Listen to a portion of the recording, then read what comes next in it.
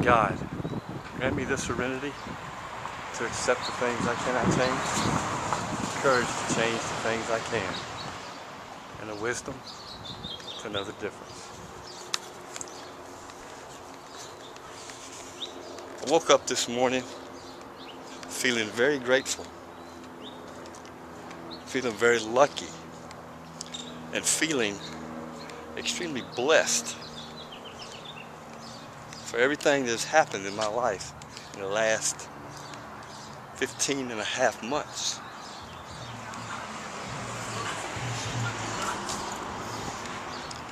I never take anything for granted.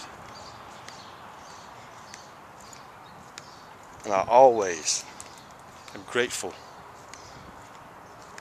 for any and all who have come into my life. The main thing I want to talk about today is recovery. Making it your number one priority in your life. You know, you have to have some me time every day. Like, for me, this is like part of my me time. The first half of it is in the morning when I take time before I get ready for work to read my daily devotions. And that's when I pray and meditate to my higher power for strength, courage, knowledge, understanding to help me get through whatever adversity I may encounter on this day only. So I try so hard to live in the moment, because you can't let things go, man. You gotta, if you dive 100% into each day, if you make it your priority, top priority, to stay clean and sober just for today, you pretty much got a 99.9% chance, unless you walk down one of those wrong avenues. That's why it's so key to know your triggers, to know what sets you off, that urge and that desire. It gets that belly going. It douses out that flame of your fire and brings back that evilness that alcohol and drugs brings to us. You know, the normal people out there who aren't alcoholics and addicts, they can have a beer, they can have a margarita, quit. We can't. That's why it's so key to dive into those steps. I mean, I can't say it enough. Give your 100% maximum effort in each step that you do. Take your time. You know, and if your sponsor's pushing you too hard, say, hey, time out, man. Let's backtrack a little bit. Let's walk back through this. I want to understand this 100%, because this is my life that we're talking about. This is my recovery. You got to make it all about you. Your recovery is about you. And then once you get the steps done and you apply them to your life, put those principles, those steps into your everyday life, then you can give back. You know, I don't really agree with the fact that some old timers say, oh, get into service immediately. No. And this is just me. This is my recovery. I've seen people get into service too quickly. They get overwhelmed and they relapse. Not everybody's recovery is the same. There are no two recoveries alike.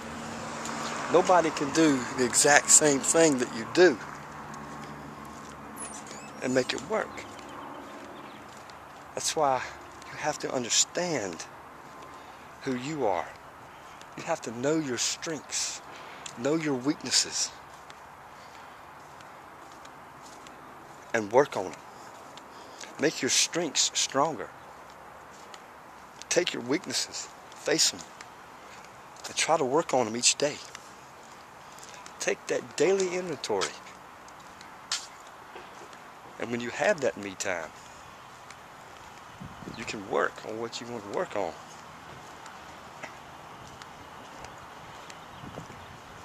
I mean, it doesn't have to be, I know all of us are busy, man. We have lives, we have families, we have children, we have jobs, we have school, we have careers, we have activities, we have interests. It's all fine and dandy. When you're in recovery,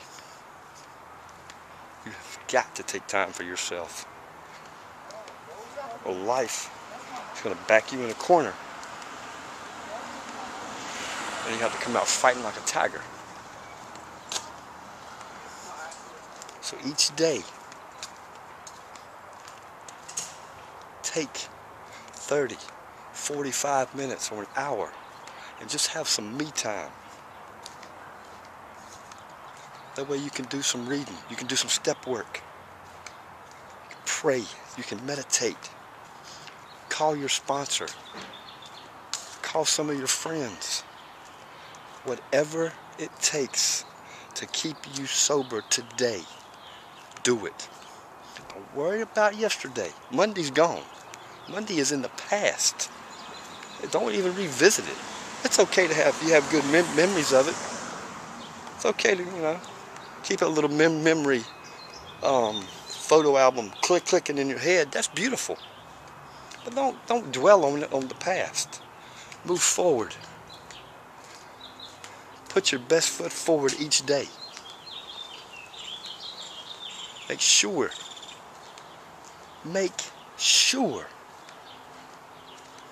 you stay sober today. Make sure you're doing what you're supposed to be doing. I mean, for me, I follow directions very well. Perhaps it was because I was raised by my mom, my grandma, and my aunt. And they just made sure that I understood everything. Or perhaps because I was in the military. I'm not sure, but I follow directions very, very well.